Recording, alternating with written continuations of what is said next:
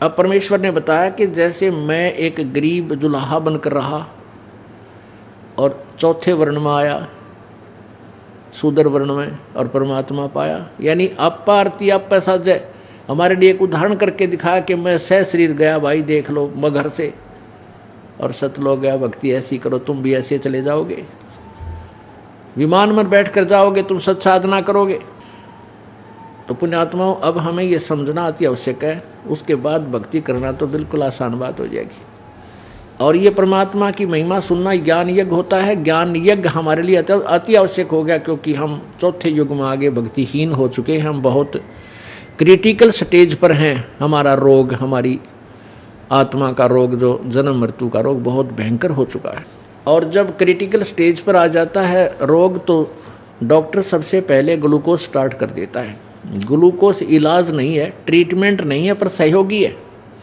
यज्ञ जो है ये ग्लूकोज है, जो हम 500 यज्ञ आपसे करवाते, ये अति आवश्यक आपके लिए, नहीं तो केवल नाम से भी बात बने नहीं। अब इतना आपके कर्म बिगड़ चुके हैं, आप इतने वीक हो चुके हैं, इतने कमज़ोर हो गए भक्ति में, पाप इकट्ठे कर करके। तो ये 500 यज्ञ करवाना आपसे अति आवश्यक। तो इन यज्ञ जो है ये अनुष्ठान कहते हैं। यज्ञ का अर्थ वैसे साधना, भक्ति। जैसे हवन यज्ञ, धर्म यज्ञ, यानी यज्ञ अपने अपने सेंटेंस के ऊपर अपना अपना अलग से उसका भाव रखता है। जैसे ज्ञान यज्ञ है, तो ये ज्ञान यज्ञ का फल आपको परमात्मा की महिमा सुनने से प्राप्त होता है। तो ये ग्लूकोज भी आपने चढ़वाना पड़ेगा।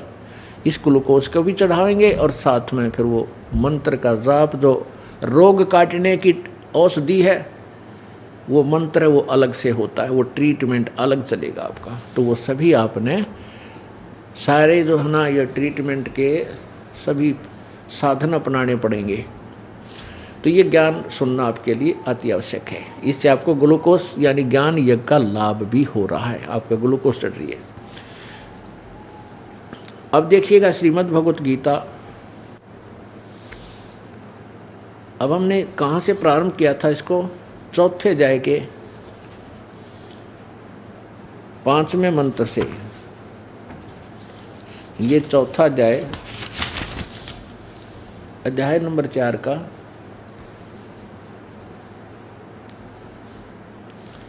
और मंत्र 5 है। ये यहाँ पर है, इसका अनुवाद ऊपर किया है।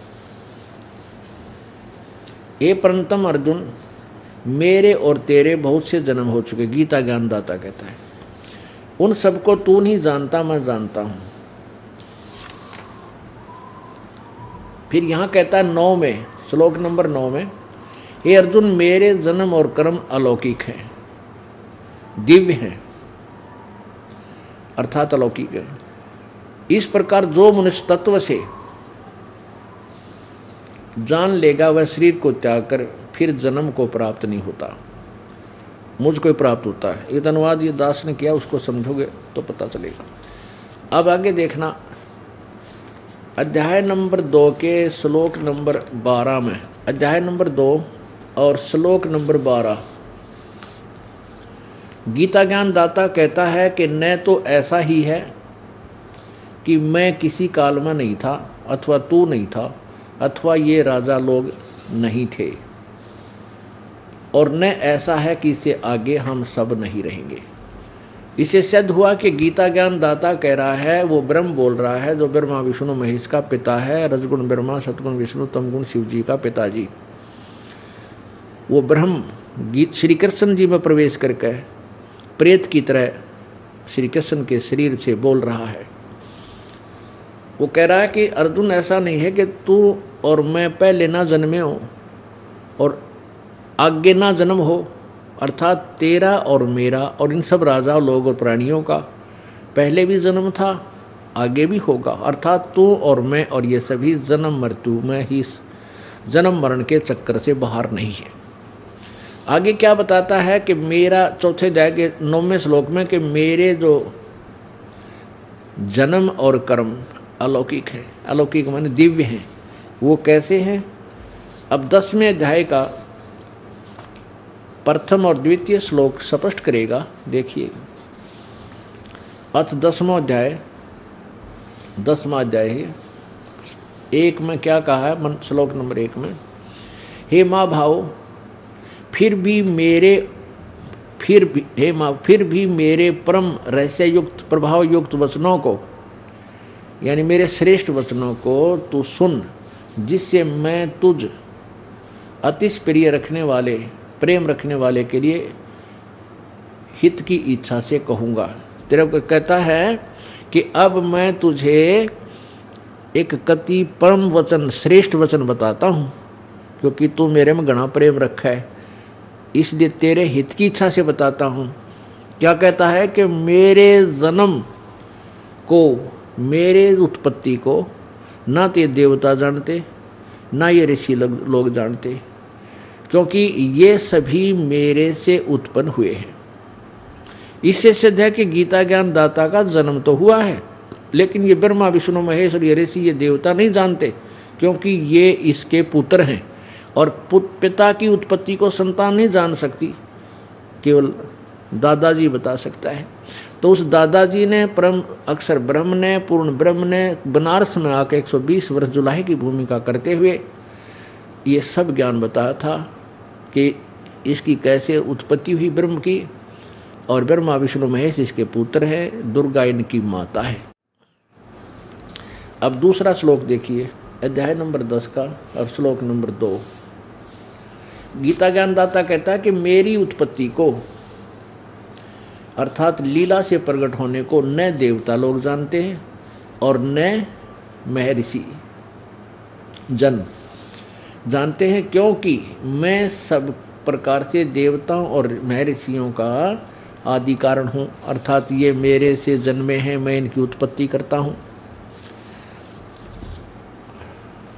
अब ये सिद्ध हो गया कि गीता ज्ञान दाता भी नाशवान है, इसका जन्म और मृत्यु होता है। अलौकिक कैसे हैं? गीता ज्ञान दाता के जन्म अलौकिक कैसे हैं, दिव्य कैसे हैं, ये प्रसंग क्लियर करना पड़ेगा, ये कंसेप्ट क्लियर करना पड़ेगा। और ब्रह्मा विष्णु महेश नाशवान है। जैसे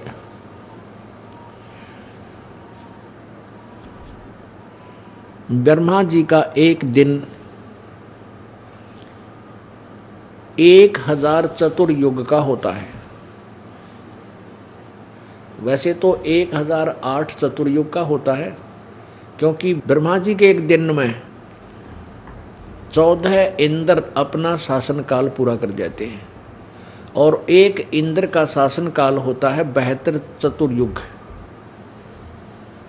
तो 72 गुना में 14 1008 होता है। इसको लमसम हम 1000 ही मान लेते हैं, ये चतुर्युग में गिना जाता है। ब्रह्मा रजगुण, श्री ब्रह्मा जी रजगुण का एक दिन 1000 चतुर्युग का, और इतनी ही रात्रि एक चतुर्युग में, यानी सतयुग, त्रेता युग, द्वापर युग और कलयुग में 43,20,000 वर्ष होते हैं। ये इसलिए ऐसे गिनती करते चलें तो हमारी काउंटिंग ही खत्म हो जाएगी, हमारे पास को डिजिट नहीं रहेगी उनको हम आगे बता सकें। इसलिए ब्रह्मा विष्णु महेश और ब्रह्म परब्रह्म की आयु की गणना करने के लिए कुछ अलग से पैमाना बनाया है, अलग से मेजरमेंट बनाई है।